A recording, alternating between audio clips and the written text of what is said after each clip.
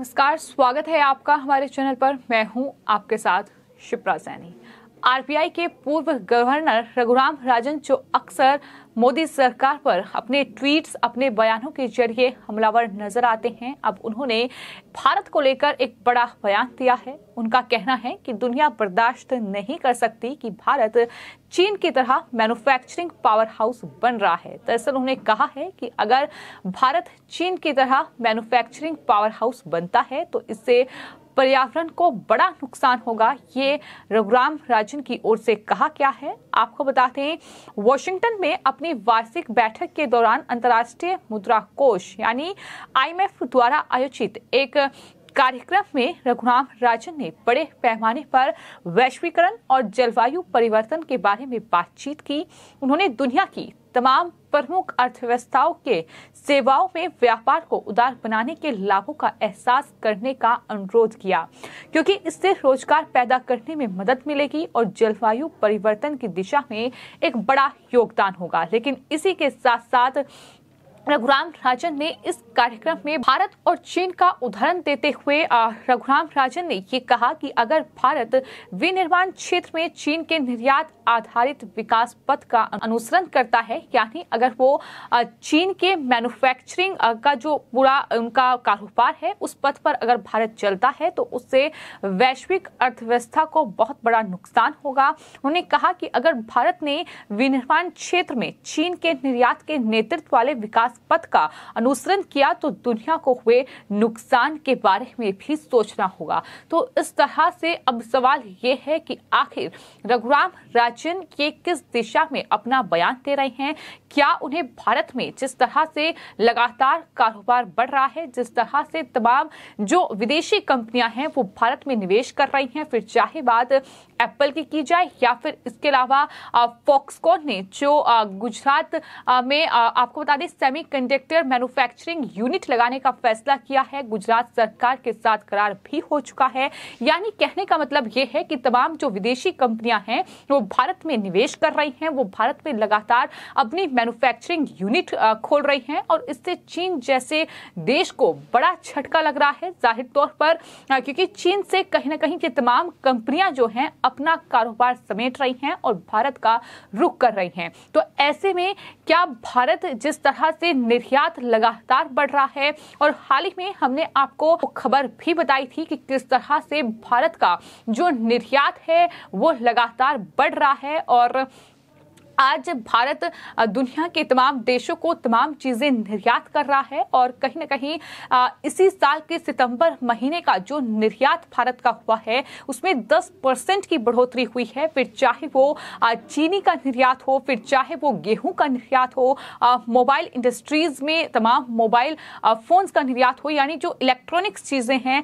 तो इस तरह से भारत लगातार तरक्की की सीढ़ियां चढ़ रहा है। तो ऐसे में क्या तकलीफ रघुराम राजन को इस चीज से हो रही है और पर्यावरण का वो हवाला दे रहे हैं, तो सवाल ये भी उठता है कि फिर आखिर भारत ही क्यों, चीन और दुनिया के तमाम दूसरे देश जो लगातार तमाम मैन्युफैक्चरिंग यूनिट जिन देशों में खुली हुई है, तमाम जो कारोबार है वहां चल रहा है, तो उन देशों को आखिर वो पर्यावरण के मामले में लताड़ क्यों नहीं लगाते हैं, आखिर भारत से उन्हें क्या तकलीफ है। तमाम सवाल अब रघुराम राजन के इस बयान के बाद लोग भी पूछ रहे हैं। और आपको बता दें रघुराम राजन ने आगे ये भी कहा कि एक देश के भीतर भी सेवाओं को उदार बनाने और बाधाओं को तोड़ने की जरूरत है। साथ ही उन्होंने ये भी कहा कि अगर हम सुधारों के लिए नए आधार चाहते हैं तो सेवाओं के लिए जाने का सही स्थान होगा, क्योंकि विनिर्माण को और अधिक उदार बनाने, विशेष रूप से राजनीतिक विरोध के बीच कम रिटर्न होगा। उन्होंने कहा कि सेवाओं के व्यापार में औद्योगिक देशों में सकल घरेलू उत्पाद का एक बड़ा हिस्सा शामिल है। साथ ही साथ उन्होंने इस कार्यक्रम में इस बात का भी जिक्र किया और कहा कि नई तकनीक हमें सीमाओं के पार सेवाओं प्रदान करने की अनुमति देती है और इसके लिए आपको किसी दूसरे देश में प्रवास करने की जरूरत नहीं है। दूरी पर प्रदान की जाने वाली सेवाएं दो काम कर सकती हैं कि दूरी पर आजीविका प्रदान करती हैं और असमानता को भी कम करती हैं।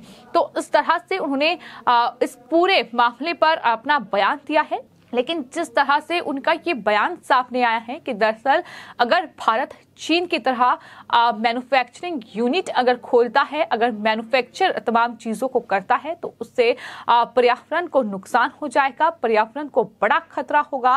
रघुराम राजन ये कह रहे हैं कि भारत में उद्योग नहीं लगने चाहिए। अगर सीधे तौर पर बात की जाए तो ये वो कहना चाहते हैं कि चीन जिस तरह से तरक्की कर रहा है, तमाम जो चाहे फिर वो इलेक्ट्रॉनिक्स उपकरण हो, फिर चाहे वो तमाम चीजों की मैन्युफैक्चरिंग हो, किस तरह से चाइना ने एक इंडस्ट्री कहीं ना कहीं इस तरीके से बनाई है कि चाइनीज चीजों का इस्तेमाल हम भारत में भी करते हैं। तो इस तरह से चीजों की मैन्युफैक्चरिंग नहीं होनी चाहिए, ये रघुराम राजन कह रहे हैं हिंदुस्तान में। तो इसको लेकर अब कहीं ना कहीं बवाल शुरू हो गया है और सवाल सोशल मीडिया यूजर्स ये भी पूछ रहे हैं और तमाम आरोप जो हैं वो रघुराम राजन पर लगा रहे हैं। उनका कहना है कि ये वो शख्स है जो एसी के घर में रहता है, एसी कार में चलता है, बिजनेस क्लास फ्लाई करता है और भारत के गरीबों को ड्यूटी पकड़ा रहा है कि पर्यावरण को बचाने की। ये आरबीआई का गवर्नर भी था। आप सोच सकते हैं कि आखिर किस तरह की इनकी मानसिकता है और किस तरह से कहीं ना कहीं प्रधानमंत्री नरेंद्र मोदी को टारगेट करने का एक जरिया ये इस तरीके से रघुराम राजन की ओर से खोजा गया है। तो तमाम आरोप जो हैं वो फिलहाल रघुराम राजन जो हैं वो लोगों के निशाने पर हैं और लगातार उनकी आलोचना हो रही है। और ये भी लोग कह रहे हैं कि वो जिस तरह से गरीबी को कैसे हल किया जाए, किस तरीके के ज्ञान वो बांट रहे हैं, उससे कुछ नहीं होने वाला है। जिस तरीके के उनके बयान पहले रहे हैं, आपको ये बता दें कि रघुराम राजन के अगर ट्रैक रिकॉर्ड की बात की जाए तो दरअसल 2008 से वो भारत के आर्थिक सलाहकार थे। 2012 में कौशिक बसु से सीए के रूप में पदभार संभाला। बसु एक और आर्थिक सलाहकार रहे हैं जो कम से कम 1 दर्जन ट्वीट्स में प्रधानमंत्री नरेंद्र मोदी पर निशाना साध चुके हैं। ऐसा लगता है कि उनका दिन पूरा नहीं होता जब तक वो प्रधानमंत्री नरेंद्र मोदी को टारगेट नहीं करते। राजन ने सीए के रूप में हम सभी को अमीर बनाने के लिए ऐसा शानदार काम किया था कि एमएमएस ने उन्हें 2013 में आरबीआई गवर्नर के रूप में पद दिया, लेकिन उस पद पर वो बने रहे।